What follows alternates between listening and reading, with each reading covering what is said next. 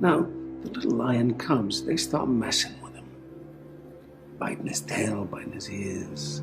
He doesn't do anything.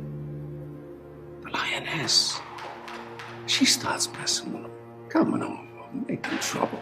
Still, nothing.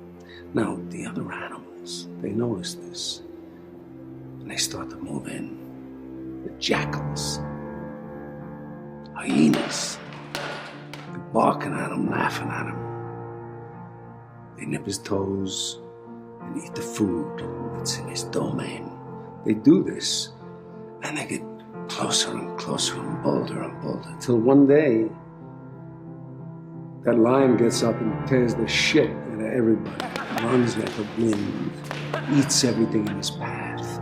Because every once in a while, the lion has to show the jackals who he is.